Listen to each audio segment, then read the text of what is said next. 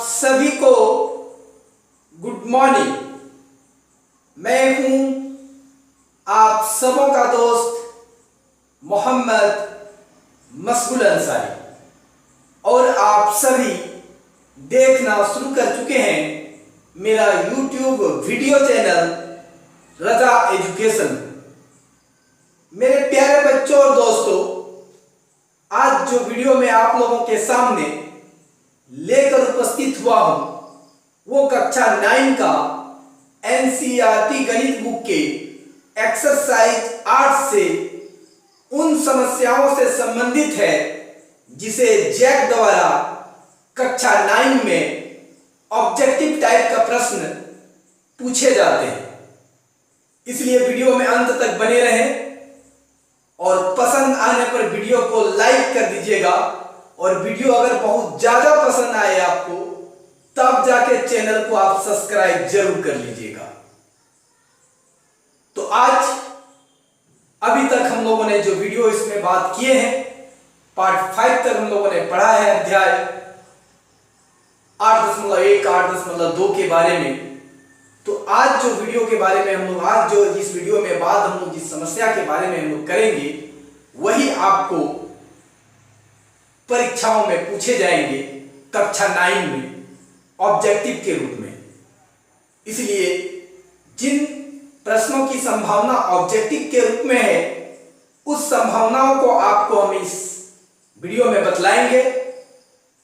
तो इसलिए हम लोग चलते हैं, वीडियो को देखते हैं और समस्याओं के समाधान को सीखने का प्रयास करते हैं। तो मेरे प्यारे बच्चों और दोस्तों, हम लोग ये सारा चीज बात कर चुके हैं। आप देखिए अध्याय 8 में ब्लैक बोर्ड पर लिखा हुआ है। आपको पहला प्रश्न है कि किसी चतुर्भुज के कोणों का योग 360 डिग्री होता है। ये पहला आपका लिखा हुआ है गुण, यानी अध्याय 8 के महत्वपूर्ण बिंदु जो हम लोग चर्चा किए हैं उसी बिंदुओं को आपको परीक्षाओं में पूछे जाएंगे। ये क्वेश्चन दे देंगे और ऑप्शन में आपको कुछ भी दे देगा। 360 दे देगा, 720 दे देगा, 180 दे देगा और इनमें से कोई नहीं दे देगा। 4 ऑप्शन में से एक ऑप्शन को आपको चूज करना है। तो अगर आप जानते हैं ये आंसर तो चारों ऑप्शन में आप 360 को सही मानिएगा, टिक का निशान लगाइएगा। अगला बिंदु हम लोगों का है कि समांतर चतुर्भुज का एक विकर्ण, समांतर चतुर्भुज का कोई भी एक विकर्ण उसे 2 बराबर त्रिभुजों यानी बराबर सर्वांशम त्रिभुजों में विभाजित करता है। तो आपको इसमें भी ऑप्शन दे देगा, समांतर चतुर्भुज का एक विकर्ण उसे 2 सर्वांशम त्रिभुजों में विभाजित करता है, या दे देगा समरूप त्रिभुजों में विभाजित करता है, या आपको इनमें से कोई नहीं और एक कोई और ऑप्शन दे देगा। उनमें से कोई एक या 2 समान त्रिभुजों में विभाजित करता है और इनमें से ए और सी दे देगा कि दोनों में से कौन सही होगा। ऐसा भी हो सकता है कि 2 आंसर सही होगा आपका। ऐसा भी प्रश्न इसमें पूछ सकता है जिसमें आपको टिक मारना है। तो आप ये समझ रहे हैं कि समांतर चतुर्भुज का विकर्ण उसे 2 सर्वांशम चतुर्भुज में त्रिभुज में विभाजित करता है। ये आपका दूसरा बिंदु महत्वपूर्ण बिंदु है। अब हम लोग तीसरा बिंदु के बारे में बात कर रहे हैं कि समांतर चतुर्भुज में जो होता है, आप ये देखिए समांतर चतुर्भुज हम छोटा सा बना के दिखाते हैं आपको। ये एक समांतर चतुर्भुज है, ये आपका एक समांतर चतुर्भुज है ABCD। तो समांतर चतुर्भुज में कुछ गुण है। क्या गुण है? आपको देखिए सम्मुख भुजाएं बराबर होता है। सम्मुख का मतलब इसका सम्मुख भुजा कौन हुआ? ये। तो ये दोनों क्या होगा? बराबर होगा। इस भुजा का सम्मुख भुजा कौन हुआ? ये। इसका मतलब ये दोनों क्या होगा? बराबर होगा। पहला गुण आपको ये है। उसके बाद सम्मुख कोण बराबर होगा, यानी ये कोण इस कोण के बराबर होगा। ये दो इसका सम्मुख हुआ और इस कोण का सम्मुख कौन हुआ? ये कोण हुआ सम्मुख। तो समांतर चतुर्भुज में सम्मुख कोण बराबर होते हैं। और एक क्या है? ये आपका दूसरा गुण हो गया सम्मुख कोण बराबर होते हैं, और जो तीसरा महत्वपूर्ण गुण है इसका कि इसके विकर्ण जो है, ये समांतर चतुर्भुज का विकर्ण एक दूसरे को समद्विभाजित करता है, समद्विभाजित करता है, यानी ये और ये बराबर होगा, ये और ये बराबर होगा। समझ में आया?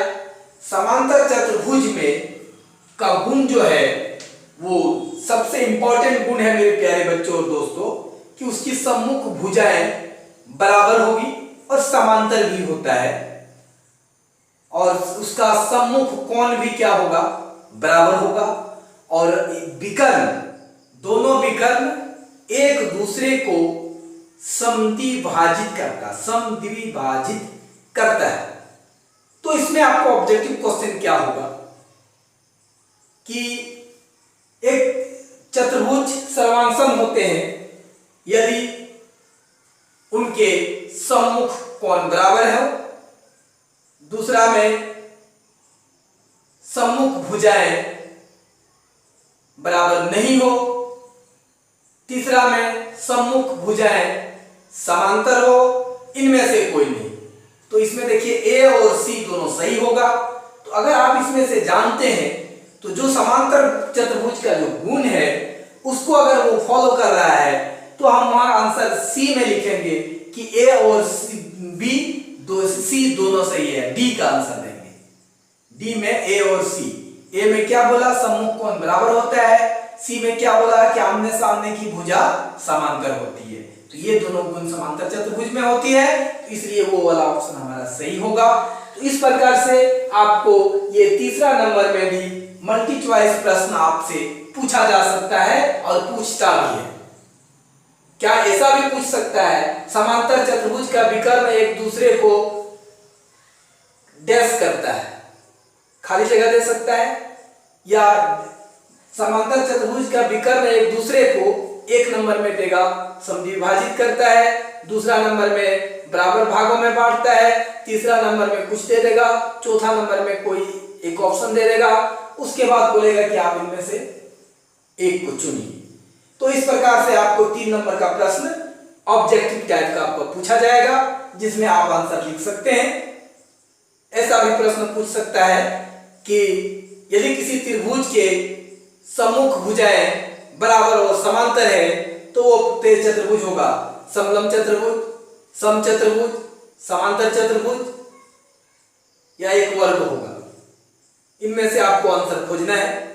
तो अगर आप उस गुण को जानते हैं तो आप आसानी से कर सकते हैं। तो मेरे प्यारे बच्चों और दोस्तों, चौथा मेन प्रॉपर्टीज ये आप चौथा चलेंगे हम लोग। इसका अपोजिट एक चतुर्भुज समांतर चतुर्भुज होता है। देखिए कब होगा कोई भी चतुर्भुज समांतर, कब होगा, कंडीशन 1 में देखिए कि सम्मुख भुजाएं बराबर होगा, यानी ये भुजा बराबर, ये भुजा अगर बराबर हो गया तो वो समांतर चतुर्भुज हो जाएगा। यहां पे ऑब्जेक्टिव क्वेश्चन बनेगा कि एक चतुर्भुज ऐसा है जिसकी सम्मुख भुजाएं बराबर है तो वो होगा समांतर चतुर्भुज, समलंब चतुर्भुज, एक त्रिभुज या इनमें से कोई नहीं। तो इनमें आप जो आंसर आ रहा है उसमें क्या होगा, समांतर चतुर्भुज होगा। उसके बाद 1 नंबर में तो आपका ये बात हो गई, या ऐसा भी हो सकता है कि सम्मुख कोण बराबर हो। यदि एक चतुर्भुज ऐसा है जिसका सम्मुख कोण बराबर है तो वो डैश होगा, वो होगा एक समलंब चतुर्भुज, एक समांतर चतुर्भुज, उसके बाद एक आयत दे देगा, और इनमें से कोई नहीं, या इनमें से कोई 2 ऑप्शन सही है आयत और समांतर चतुर्भुज के बारे में, तो वो दोनों बी और सी सही होगा डी में। इस प्रकार का ऑप्शन आपको इसमें दिया जा सकता है, सम्मुख कोण बराबर होता है। ठीक है, अब हमारा तीसरा गुण है, आपको दे देगा कि एक चतुर्भुज ऐसा है जिसके विकर्ण परस्पर एक दूसरे को समद्विभाजित करता है। किसी भी चतुर्भुज में अगर विकर्ण एक दूसरे को समद्विभाजित करता है तो वो चतुर्भुज होगा। 1 नंबर में दे देगा समलंब चतुर्भुज, दूसरा में दे देगा समचतुर्भुज, तीसरा में दे देगा समांतर चतुर्भुज और चौथा में दे देगा बी और सी। तो क्योंकि समचतुर्भुज भी आपको समांतर चतुर्भुज है और तीसरा में भी समांतर चतुर्भुज दे दिया, इसलिए चौथा नंबर का डी का ऑप्शन सही होगा, बी और सी। अब प्रश्न चाहे जो भी होगा हम आपको बतला रहे हैं, आपको वहां चॉइस दिया रहेगा, आप आसानी से समझ जाएंगे। मतलब आप इस गुण को जानिए कि कोई चतुर्भुज समांतर कब होता है, तो अगर उसका सम्मुख भुजाएं बराबर हो जाए या उसका सम्मुख कोण अगर बराबर हो जाए या उसका विकर्ण एक दूसरे को समद्विभाजित करे। कोई एक कंडीशन को अगर फुलफिल करता है किसी चतुर्भुज में तो वो क्या होगा, समांतर चतुर्भुज होगा। इसके अलावा भी गुण है, तो ये सब गुण को आपको याद रखना है। तो ये आपका चौथा नंबर का गुण हो गया मेरे प्यारे। अब हम लोग पांचवा चलेंगे। आयत जानते हैं एक समांतर चतुर्भुज है, तो ये सारा कंडीशन तो लागू होगा, लेकिन एक आयत में एक इंपॉर्टेंट गुण है, वो क्या है कि उसका विकर्ण आयत के विकर्ण परस्पर समद्विभाजित करते हैं और वो बराबर होता है। आयत का विकर्ण परस्पर एक दूसरे को समद्विभाजित करेगा, क्योंकि आयत एक समांतर चतुर्भुज है तो समद्विभाजित तो करेगा ही करेगा, लेकिन आयत एक ऐसा समांतर चतुर्भुज है जिसका विकर्ण बराबर होता है या जिसका एक कोण 90 डिग्री होता है। तो आपको वहां पर प्रश्न दे देगा एक समांतर चतुर्भुज ऐसा है जिसका एक कोण 90 डिग्री है, या ऐसा दे देगा कि एक समांतर चतुर्भुज एक आयत होता है यदि उसके सम्मुख कोण बराबर हो, सम्मुख भुजाएं बराबर हो, या आपको दे देगा कि उसके विकर्ण बराबर हो, और इनमें से कोई नहीं। तो सम्मुख भुजा और सम्मुख कोण तो समांतर चतुर्भुज में भी बराबर होता है, लेकिन आयत में विकर्ण बराबर होगा, तो आपका सी नंबर का ऑप्शन सही होगा। आप जैसे क्वेश्चन बनाएंगे तो आयत इसका विलोम भी सही होगा, इसका विलोम भी सही होगा। अगर कोई चतुर्भुज ऐसा है जिसका विकर्ण अगर बराबर है तो वो चतुर्भुज एक आयत होगा, वो चतुर्भुज एक आयत होगा।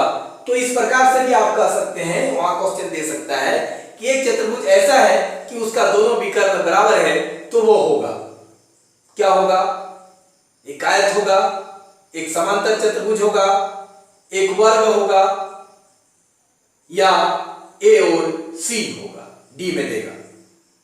तो ए और सी में दोनों में होगा, क्योंकि वर्ग एक आयत है तो वर्ग का भी विकर्ण बराबर होगा, और इसका भी होगा, तो वर्ग और आयत दोनों का आपका इसमें से आ गया, क्योंकि वर्ग भी एक आयत है, उसका भी विकर्ण बराबर होता है। तो ये आपका पांचवा नंबर का महत्वपूर्ण गुणों के बारे में आपको जानकारी मिला, और ये सब आपको ऑब्जेक्टिव प्रश्न, मल्टी चॉइस प्रश्न में पूछे जाते हैं। अब हम लोग छठा में बात करेंगे समचतुर्भुज। सबसे इंपॉर्टेंट, ये अक्सर परीक्षा में पूछता है ऑब्जेक्टिव में। समचतुर्भुज के विकर्ण परस्पर समकोण पर समद्विभाजित करता है। यहां पर आपको क्वेश्चन दे देगा कि समचतुर्भुज का विकर्ण एक दूसरे को करता है, एक नंबर समद्विभाजित करता है, एक दूसरा नंबर में देगा समकोण पर समद्विभाजित करता है, तीसरा नंबर में समद्विभाजित नहीं करता है, चौथा नंबर में दे देगा इनमें से कोई नहीं। तो आपका जो आंसर सही होगा कि समद्विभाजित तो करता है लेकिन समकोण पर समद्विभाजित करता है, तो बी नंबर आपका सही हो गया।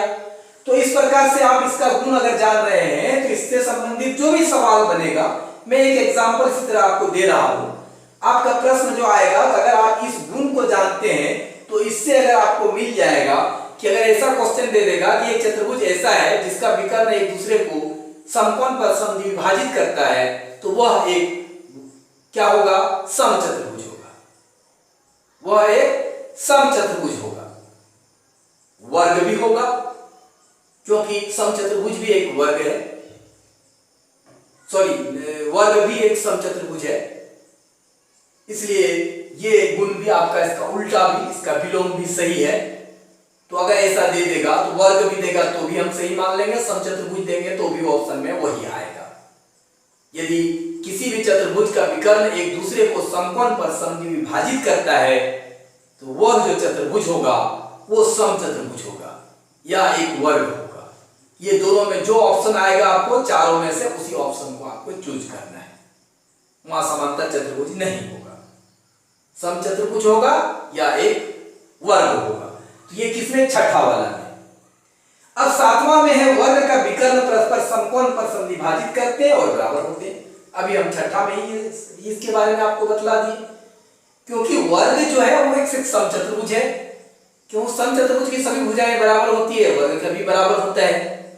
तो वर्ग का विकर्ण समकोण पर प्रतिच्छेद तो करती है, लेकिन दोनों में डिफरेंस क्या है? समचतुर्भुज में विकर्ण बराबर होना आवश्यक नहीं है, लेकिन वर्ग में विकर्ण बराबर होते हैं। इसलिए हमने कहा था कि वर्ग एक आयत भी होता है। वर्ग एक आयत भी होता है, लेकिन आयत एक वर्ग नहीं होता है। तो आपको ऐसा भी प्रश्न कर सकता है कि एक चतुर्भुज ऐसा है जिसका विकर्ण सभी भुजाएं बराबर है और विकर्ण भी बराबर है, तो वो होगा। तो वहां लिखा रहेगा समांतर चतुर्भुज, वहां लिखा रहेगा समचतुर्भुज, वहां लिखा रहेगा समलंब चतुर्भुज, वहां देगा और आयत ही क्या कहते हैं वर्ग, आपका वर्ग सही होगा। तो इस प्रकार से इन महत्वपूर्ण बिंदुओं से आपका प्रश्न पूछा जाता है, जिसको आपको सॉल्यूशन करना है। मेरे प्यारे बच्चों, अगला गुण सब देखिए, 8 नंबर में है किसी त्रिभुज के किन्हीं दो भुजाओं के मध्य बिंदुओं को मिलाने वाले रेखाखंड तीसरी भुजा के समांतर होता है और उसका आधा समांतर भी होता है और उसका आधा भी। तो दोनों में से जो देगा ऑप्शन में, अगर समांतर देगा तो भी सही होगा, अगर उनका आधा भी देगा तो भी आपको उसको आंसर में सही उसी में टिक लगाना है। ये हमारा प्रमेय और मध्य बिंदु प्रमेय भी है।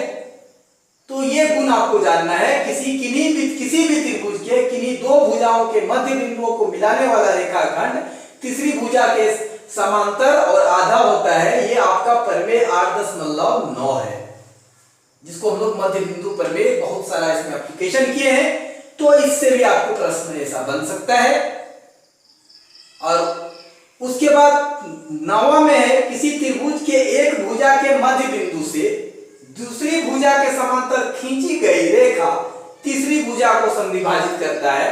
तो मेरे प्यारे बच्चों, ये आपका 8.9 ये प्रमेय 8.10 है, जो मध्य बिंदु प्रमेय है। और हम लोगों ने इसका बहुत भरपूर उपयोग किया है समस्याओं का समाधान के लिए। तो ये भी आपको वीडियो में बतला दिया गया है। तो ये बहुत महत्वपूर्ण गुण है, इसको भी आप याद रखेंगे। आपको इसको ऑब्जेक्टिव में प्रश्न इसका पूछा जाता है। 10वां नंबर में है किसी चतुर्भुज की भुजाओं के मध्य बिंदुओं के क्रम से मिलाने वाले रेखाखंड द्वारा बना चतुर्भुज एक समांतर चतुर्भुज होगा। चाहे वो चतुर्भुज कोई भी है, कोई भी एक्स में चतुर्भुज ले ले हम, अगर उनके मध्य बिंदुओं को क्रम से मिलाने पर, सभी भुजा के मध्य बिंदुओं को क्रम से मिलाएंगे तो एक चतुर्भुज बनेगा। वह चतुर्भुज कैसा होगा? तो एक समांतर चतुर्भुज प्राप्त होगा। उससे आपको एक समांतर चतुर्भुज प्राप्त होगा। यह भी बहुत महत्वपूर्ण गुण है, इसे भी ऑब्जेक्टिव टाइप का प्रश्न में पूछा जाएगा आपको। ये आपको जानना जरूरी है कि कोई भी चतुर्भुज अगर है, उन सभी चतुर्भुज के चारों भुजाओं के मध्य बिंदुओं को क्रम से अगर मिलाएंगे तो एक चतुर्भुज बनेगा और वो चतुर्भुज समांतर होगा। प्रश्न कैसा रहेगा? तो आपको गृह कार्य में मैंने 2 प्रश्न दिया है और दोनों प्रश्न में देखिए, पहले क्या है कि समचतुर्भुज के विकर्ण परस्पर होते हैं। आपका प्रश्न क्या है? समचतुर्भुज के विकर्ण परस्पर होते हैं। ऑप्शन आपका है 1 नंबर में बराबर, 2 नंबर में समांतर, 3 नंबर में लंब, 4 नंबर में इनमें से कोई भी नहीं। आपको इसका आंसर खुद से बताना है। ये आपको मैंने अभी बतला चुके हैं। फिर से प्रश्न देखिए, समचतुर्भुज के विकर्ण परस्पर होते हैं। समचतुर्भुज का विकर्ण होते हैं बराबर, समांतर, लंब, इनमें से कोई नहीं। आपको जो आंसर सही लगता है उसमें आप टिक मारेंगे। आपको कमेंट सेक्शन में आंसर जरूर लिखिएगा हमको, ताकि पता चले कि आपने सही बनाया उसका। मेरे प्यारे बच्चों, ये 2 प्रश्न है। और दूसरा प्रश्न ये है, किसी त्रिभुज के किन्हीं 2 भुजाओं के मध्य बिंदुओं को मिलाने वाली रेखाखंड तीसरी भुजा के उसके बाद 1 नंबर में है बराबर, 2 नंबर में बी में है आधा, सी में है 2 गुना और डी में है इनमें से कोई नहीं। आपको ये 2 प्रश्न दिया गया। अभी हमने जो बतलाया उसी से 2 प्रश्न आपको मिला है गृह कार्य के रूप में। आप उन्हें जरूर ऑप्शन में आंसर बनाएंगे और आप उन्हें कमेंट सेक्शन में जरूर लिखिएगा मेरे प्यारे बच्चों और दोस्तों, ताकि हमको ये पता चले कि आप अपने 9वीं कक्षा के एग्जाम के लिए तैयार हो रहे हैं। मैं जितना सारा डिटेल पहले बता देता हूं, उसके बाद अब आप लोगों को परीक्षा में कैसा क्वेश्चन पूछा जाता है वो भी आपको मैं बतलाऊंगा। आपका प्रश्न इस टाइप का रहेगा, जो कक्षा 9 का जो परीक्षा होता है 50 अंक का होता है, आपको ये कक्षा 9 का 50 क्वेश्चन रहेगा और उनका आपको आंसर एक टिक मारना है, या हो सकता है काला करने के लिए भी दे दे। तो ये आपका प्रश्न इस प्रकार आता है। तो इस प्रकार रिलेटेड है, तो मैं पूरा समरी को लिख दिया कि सब लोग अध्याय में कौन कौन बिंदुओं पर चर्चा किए हैं, उन सारे बिंदुओं को बारे में एक जगह मैंने इकट्ठा किया और उससे बहुत सारा प्रश्न होगा। मैंने तो 2 ही प्रश्न दिया और बहुत सारा प्रश्न आपका बनेगा, जिसका आंसर अगर आप वो 10 पॉइंट जो हम चर्चा किए उसको अगर जानते हैं तो कम से कम आपको परीक्षा में इससे आप 3 से 4 अंक जरूर ले आइएगा। 3 से 4 प्रश्न आपसे जरूर रहेगा 50 में से। तो ये बहुत महत्वपूर्ण था। तो मेरे प्यारे बच्चों, मुझे पूरा उम्मीद ही नहीं, पूरा विश्वास है कि आपको वीडियो जरूर पसंद आया है। तो अब तक अगर लाइक नहीं किए हैं तो प्लीज इसे लाइक कर दीजिए और मेरा YouTube वीडियो चैनल राजा एजुकेशन को अभी तक अगर आप सब्सक्राइब नहीं किए हैं तो अपने परीक्षाओं में अच्छे अंक लाने के लिए सब्सक्राइब जरूर कर लीजिए। ये बिल्कुल फ्री होता है, इसमें कोई पैसा या शुल्क नहीं लगता है। मेरे प्यारे बच्चों और दोस्तों, आप जैसे ही लाल कलर से लिखा हुआ सब्सक्राइब बटन को क्लिक करेंगे वो सफेद हो जाएगा और बगल में आपको एक बेल आइकन की घंटी बनी हुई दिखाई देगी। उसे आप टच करेंगे तो 3 ऑप्शन आएगा, जिसमें सबसे ऊपर में ऑल होगा। अगर आप उन्हें टच कर देते हैं तो उससे आपको ये फायदा और ये बेनिफिट मिलेगा कि मैं जो भी वीडियो बनाकर अपना YouTube चैनल पर अपलोड करूंगा उन सारे वीडियो का नोटिफिकेशन सबसे पहले आपके मोबाइल पर जाएगा और इस लॉकडाउन में आप सबसे पहले वीडियो देखकर अपने सिलेबस को पूरा करके आगामी होने वाले अपने परीक्षाओं में अच्छे अंक हासिल कर सकते हैं।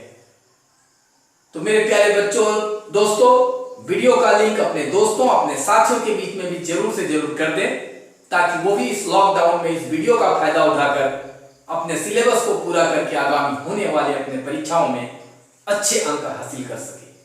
तो अंत में आप सभी दोस्तों और मेरे प्यारे बच्चों को अंत तक वीडियो देखने के लिए मैं दिल से बहुत बहुत धन्यवाद देता हूं।